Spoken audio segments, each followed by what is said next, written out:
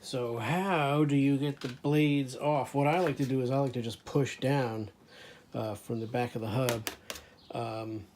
This is the Superlectric. And we want to get the blades off so we can pull the motor apart and see, make sure it's not burned up in there, and get some proper oil. The WD-40 I put on here is already dried up, so it's actually not as free as it was when we hit it with the WD-40. That's why you don't oil a fan with WD-40. It just dries up and you're back where you started, right? So here's what we're going to do. We're just going to put equal pressure on either side and see if it'll scoot off.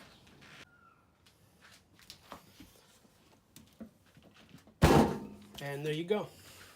Not so bad. So there we are. There's our blade hub, and there's the front of our motor. Doesn't look too messy, and the windings all look as they should. Doesn't look too bad. So next thing would be get this off of here and pull him apart. See how we do. First thing I'm going to do is cut these off, these zip ties. That's not original equipment, right? I mean, you guys have seen more of these than I have. I only have the other one. I don't feel like taking it out of the box. But that's got to be somebody put that on there, right? Pretty brittle anyway. There's an original grommet in here. Doesn't look that janked up, but that doesn't seem original to me. Maybe they are. Who knows? So let's now go ahead and pull this down. All right, we've got the motor down from the housing. It did have all of the lock washers with the nuts, which is promising. Don't know what it tells us other than whoever, if it was apart, whoever put it back together, put the stuff back on. I guess that's all it really tells us. All right, let's pull the motor apart. All right, we're here with the Superlectric. It's not too terribly dusty, and the windings look nice. There's rust in there. There was rust on the rotor on the outside here. It's a little better. There's some scoring on the shaft. Yeah, it doesn't look amazing, but there's no ridge. It doesn't have like a bump. I just hit it with a little paper there, sandpaper.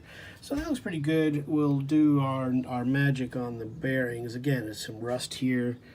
It's pretty not that happening. You can see that this is thermally protected. It's got the little glass fuse in there. But it doesn't need a lot as far as cleaning, dusting, blah, blah, blah at the moment. So we're gonna hit it with some Earl and get it back together. No reason to spend all day on this little deal. We'll see once we get it wired with a new switch if it actually runs, but we're not there yet. So that's our deal. Just did a run through of some emery cloth on a pencil, and then clean it out with some WD-40 and a paper towel, and it looks, the bearings don't look half bad, honestly. That's obviously steel, not bronze, because it's a later fan. All right, next one. And if you were to ask, well, what's he doing as the oil in that? I just put some oil down in between each of these little slots, because presumably there's a felt underneath there, and then I put oil on the inside so that the whole bearing is covered. I did the same thing on the inside here, and then we're going to oil the shafts before we reassemble, and that's how I like to do that. Alright, so not quite sure what to make of it. It's back together. I did the tap, tap, tap on all sides as I tightened it up. It makes a little bit of a shh sound. You can probably hear that. It's not touching inside anywhere. It's got air all around it, but it makes a bit of a which could just be because the bearings are shite.